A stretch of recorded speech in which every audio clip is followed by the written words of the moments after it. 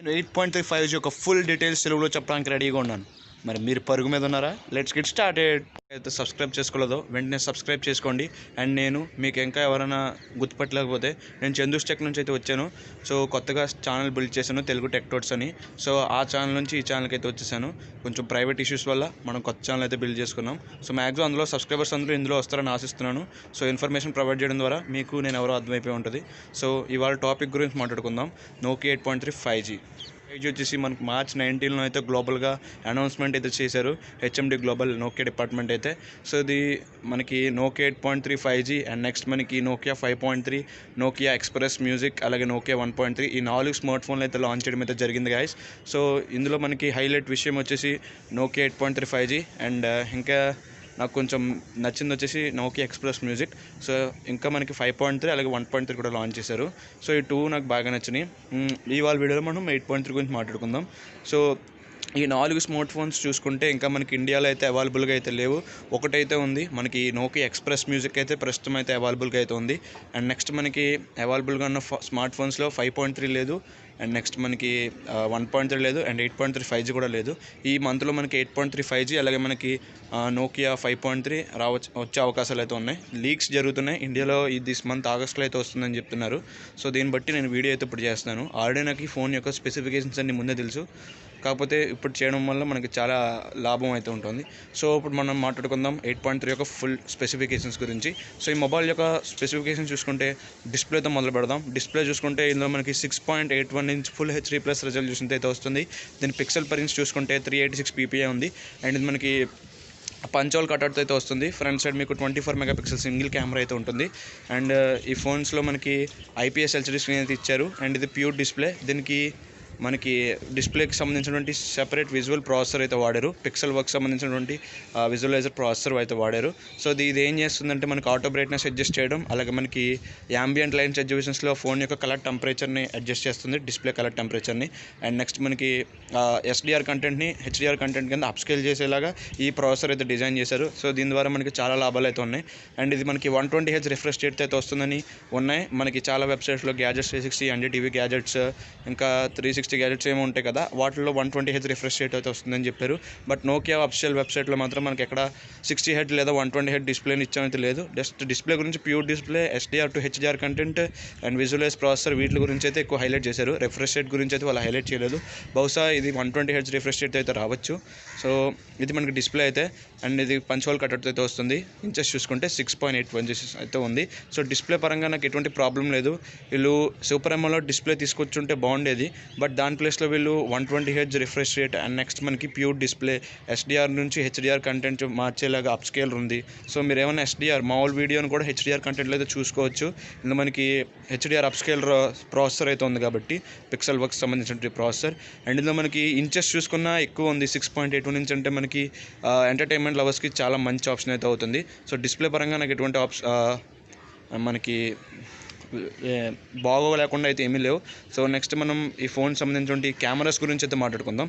So cameras చూస్తే ఇది మనకి సర్క్యులర్ కట్అవుట్ అయితే వస్తుంది బ్యాక్ సైడ్. మనకి ఇందులో మనకి 4 కెమెరాలు ఉంటాయి. అన్నిట్లో నాకు బాగా నచ్చినాయి 2 కెమెరాస్ బాగా నచ్చినాయి. సో ఫస్ట్ కెమెరా చూసుకుంటే 64 మెగాపిక్సెల్ f1.89 అపర్చర్ అయితే వస్తుంది. ఏదైతే మనకి సోనీ సెన్సారా లేదా సామ్సంగ్ సెన్సార్ అనేది రివీల్ చేయలేదు. నోకియా ఎప్పుడూ రివీల్ చేయదు అఫీషియల్ వెబ్సైట్లో. మనకి థర్డ్ పార్టీ వెబ్సైట్స్లో అయితే ఉంటాయి. సో ఇంకా మొబైల్ అయితే చేతిలోకి ఎవరికి రాలేదు కాబట్టి అనౌన్స్మెంట్ అయితే జరిగింది. బట్ ఏ సోనీ సెన్సార్ వాడారో సామ్సంగ్ సెన్సార్ వాడారో ఎవరికి తెలియదు. నాకు తెలిసినందుకు సోనీ సెన్సార్ అయితే వాడాలి. దీని ప్రైస్ ఎక్కువ ఉంది. నాకు తెలిసినందుకు సోనీ సెన్సార్ అయితే వాడాలి. దీనికి ఎటువంటి ఆప్టికల్ ఇమేజ్ స్టెబిలైజేషన్ అయితే లేదు. అండ్ సెకండరీ కెమెరా చూసుకుంటే అల్ట్రా వైడ్ లెన్స్ ఉంది. ఇది వచ్చేసి 12 మెగాపిక్సెల్. ఫీల్డ్ ఆఫ్ వ్యూ చూసుకుంటే 120 degrees ఉంది. అండ్ ఇందులో మనకి అడ్వాన్స్డ్ EAS టెక్నాలజీ అయితే వాడారు. సో నోకియా సంబంధించిన అడ్వాన్స్ EAS ఇదంటే సాఫ్ట్వేర్ మీద పనిచేస్తుంది. జైరోస్కోప్ యూస్ చేసుకుని మన సాఫ్ట్వేర్ ద్వారా పనిచేస్తుంది. సో ఇది అడ్వాన్స్డ్ EAS అంటున్నారు. అండ్ ఇందులో మనకి ఎప్పుడైతే మనం బాగా షేకీ వీడియోస్ ఉంటాయో వాటిని రికార్డ్ చేయడానికి అల్ట్రా వైడ్ యాంగిల్ కెమెరా చాలా యూజ్ అవుతుందని చెప్పారు. అండ్ నెక్స్ట్ మనకి 2 మెగాపిక్సెల్ డెప్త్ సెన్సార్ ఉంది. ఇదైతే మనకి బొకే ఎఫర్ట్స్కి అయితే యూజ్ అవుతుంది గైస్. అండ్ నెక్స్ట్ మనకి 2 మెగాపిక్సెల్ మ్యాక్రో లెన్స్ అయితే ఇచ్చారు. సో మ్యాక్రో లెన్స్ అలాగే depth censor 64 megapixel main camera అలాగే అల్ట్రా వైడ్ లెన్స్ మనకి 12 ఎంపీతో వస్తున్నాయో ఇవన్నీ మనకి జైస్ సర్టిఫైడ్ లెన్స్. సో చూడాలి, జైస్ సర్టిఫైడ్ లెన్స్ అంటే జనరల్గా చాలా ఎక్కువ ఎక్స్పెక్టేషన్స్ అయితే పెట్టుకుంటాం మనం అయితే. సో చూడాలి వీళ్ళు ఏం చేస్తారో మనకైతే క్లారిటీ లేదు. నాకు తెలిసినంత వరకు కెమెరా క్లారిటీ అయితే చాలా బాగుంటుందని చెప్పుకోవచ్చు. అండ్ ఫ్రంట్ చూసుకుంటే 24 మెగాపిక్సెల్ ఇచ్చారు. దీని అపర్చర్ చూసుకుంటే f2.2 ఉంది. సో కెమెరా స్పెసిఫికేషన్స్ అయితే బాగున్నాయి. బట్ వీళ్ళు ఇమేజ్ ప్రాసెసింగ్ ఏదైతే ఉంటుందో అది కూడా బాగానే ఉంటుంది. ఎందుకంటే వీళ్ళు జైస్ లెన్స్ అయితే వాడారు కాబట్టి మనకి బెటర్గా అయితే ఉంటుందని చెప్పుకోవచ్చు. అండ్ ఫ్రంట్ చూసుకుంటే 24 మెగాపిక్సెల్ కూడా మనకి మంచి పర్ఫార్మెన్స్ అయితే ఇవ్వగలదు. చాలా ఫోన్స్లో చూసాము. ఇది మనకి కెమెరా అయితే. అండ్ ఒకసారి మనం చిప్ సెట్కి వెళ్ళిపోదాం. థర్డ్ పర్ఫార్మెన్స్కి వెళ్ళిపోతే ఇందులో మనకి Qualcomm Snapdragon 765G 5G processor అయితే వాడారు. ఇది వచ్చేసి మనకి అన్ని రకాల 5G బ్యాండ్స్ అయితే సపోర్ట్ చేస్తుంది. ఇదైతే మనం వన్ప్లస్ నోట్లో చూసిన చిప్ సెట్టే అన్నట్టు ఉంటుంది. కాకపోతే ఇందులో మనకి 5G సంబంధించినటువంటి 600 మెగాహెర్ట్జ్ నుంచి ఆల్మోస్ట్ మనకి 3.8 GBps వరకు ఎవ్రీథింగ్ మనకి సపోర్ట్ చేస్తుంది. అన్ని బ్యాండ్స్ అయితే సపోర్ట్ చేస్తున్నాయి. అందుకే దీని పేరు వచ్చేసి world first global 5G smart phone అని పేరు పెట్టారు. సో ఇదేంటంటే మనకి గ్లోబల్లో ఎక్కడ రోమ్ చేసినా మీకు 5G కవరేజ్ అయితే ఉంటుంది. అండ్ నెక్స్ట్ మనకి ఇండియాలో ఈ ఫోన్ కొనుక్కుంటే మనకి చాలా బెనిఫిట్స్ అయితే ఉంటాయి. సో బెనిఫిట్స్ ఏంటో ఒకసారి చెప్తాను. ఇందులో మనకి లోవర్ ఫ్రీక్వెన్సీ నుంచి మ్యాక్స్ ఫ్రీక్వెన్సీ వరకు అన్ని బ్యాండ్స్ అయితే సపోర్ట్ చేస్తున్నాయి. సో ఇది ఎలా యూజ్ అవుతుందంటే మనకి ఎఫిషియన్సీ అండ్ నెక్స్ట్ మనకి కవరేజ్ ద్వారా. సపోజ్ మీరు ఏదన్నా టవర్ ఇప్పుడు మనం ఇండియాలో వన్ప్లస్ నోట్ చూసుకుంటే మనకి N78 బ్యాండ్ అయితే సపోర్ట్ చేస్తుంది. అండ్ రిమైనింగ్ ఫోన్స్ చూసుకుంటే మనకి మ్యాక్సిమం 2 బ్యాండ్స్ అదే 3 బ్యాండ్స్ ఉన్నాయి. నేను IQ3 చూశాను. IQ3 మనకి N78 N71 అలాగే N41 బ్యాండ్స్ అయితే సపోర్ట్ చేస్తుంది. నోకియా చూసుకుంటే ఆల్మోస్ట్ 8 బ్యాండ్స్ 9 బ్యాండ్స్ ఉన్నాయి, సరిగ్గా గుర్తులేదు నాకు. సో ఆల్మోస్ట్ అన్ని బ్యాండ్స్ అయితే ఉన్నాయి. సో దీని ద్వారా ఏమవుతుందంటే మీరు ఎప్పుడైతే టవర్ నుండి దూరంగా వెళ్ళిపోతారో ఫ్రీక్వెన్సీ తగ్గుతుంది. అప్పుడు మీకు లోవర్ ఫ్రీక్వెన్సీ బ్యాండ్కి స్విచ్ అవుతుంది మొబైల్. సో అప్పుడు మీకు లోవర్ ఫ్రీక్వెన్సీ బ్యాండ్ మీ మొబైల్లో లేదంటే మీకు సిగ్నల్ అనేది ఆల్మోస్ట్ సిగ్నల్ లాస్ట్ అయిపోతారు. ఈ నోకియాలో ఏం జరుగుతుందంటే మనకి lower frequency bands, medium frequency bands, highest frequency bands ఉన్నాయి కాబట్టి సో దానికి అనుగుణంగా ఈ బ్యాండ్కి అయితే స్విచ్ అవుతుంది మొబైల్ అయితే. సో దీని ద్వారా మనకి బెటర్ 5G ఎక్స్పీరియన్స్ ఉంటుంది. మరి వీళ్ళు సాఫ్ట్వేర్ ద్వారా ఎనేబుల్ చేస్తారు బ్యాండ్స్ని, లేకపోతే నెక్స్ట్ స్మార్ట్ ఫోన్స్లో ఎనేబుల్ చేస్తారు. వన్ప్లస్ వాళ్ళు మనకైతే తెలియదు. ఆల్మోస్ట్ మనకి వన్ప్లస్ 8 Proలో కూడా 1 బ్యాండ్ అయితే ఇచ్చారు. IQ3లో మాత్రం 3 బ్యాండ్స్ అయితే నేను నోటీస్ చేశాను. అండ్ నెక్స్ట్ ఇది ప్రాసెసర్లో 5G నచ్చింది నాకు. అండ్ ఆర్కిటెక్చర్ నచ్చింది. ఇది మనకి క్రై ఆర్కిటెక్చర్తో వస్తుంది. అండ్ మనకి ఇది 7 నానోమీటర్ మీద బిల్డ్ అయిన ప్రాసెసర్. ప్రజెంట్ చూసుకుంటే మనకి లీస్ట్ ఫిన్ఫెట్ టెక్నాలజీ వచ్చేసి 7 నానోమీటరే ఉంది. సో ఇది మనకి చాలా బెటర్గా ఉంటుంది. మనకి హీటింగ్ అనేది అవ్వదు.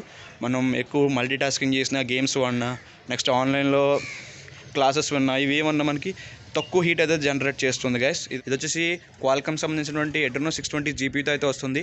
అండ్ మనకి PUBG వచ్చేసి Vivo X50 Proలో మనకి 765Gలో ఎక్స్ట్రీమ్ స్మూత్ వచ్చింది. అంటే 60 ఫ్రేమ్స్ సపోర్ట్ అయితే ఉంది.